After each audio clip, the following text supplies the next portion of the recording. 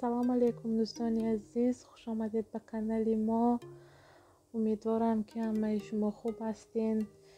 ولاگ امروزه ما دوستان عزیز، ما یک گله خرید کرده اومدیم برای زمستان تیاری. دوستان عزیز، کمتر برای عبید اکراشکه کردم. اکنون دوستان عزیز، من این همه زیلن ها را کمتر بسیار خریدیم. دوستان عزیز،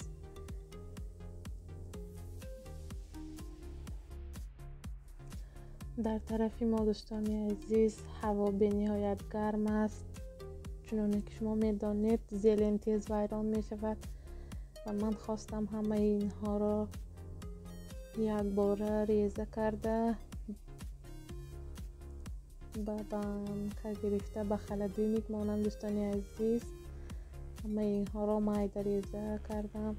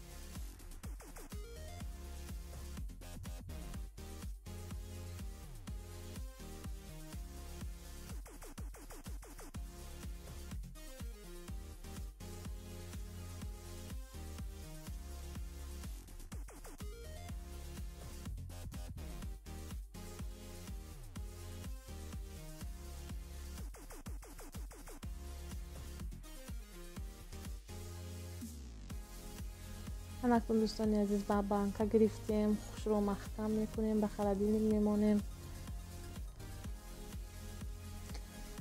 اکنون دوستان عزیز بالگردی پریس سرخ گرفتیم. اکنون بینید من چیکار میکنم دوستان عزیز. خوش رو داری نش را تازه کردم.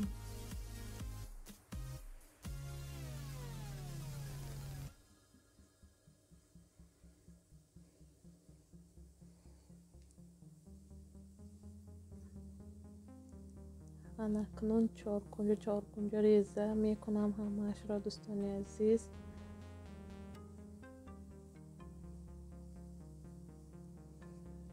بالگردی پریس هم دوستان عزیز در هوای گرم تیز ویران می شود. برای همین خواستم من همش را مایده ریزه کرده و مرزیلنیک مانم. در مرزیلنیک دوستان عزیز ویران نمی شود.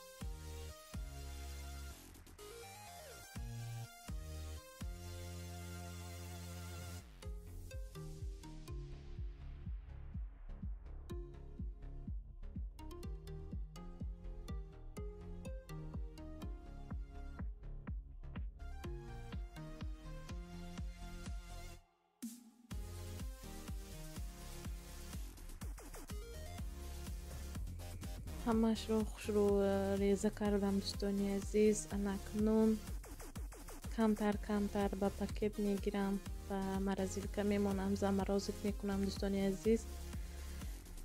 که با من در کار شود کم میگیرم و استفاده میبرم.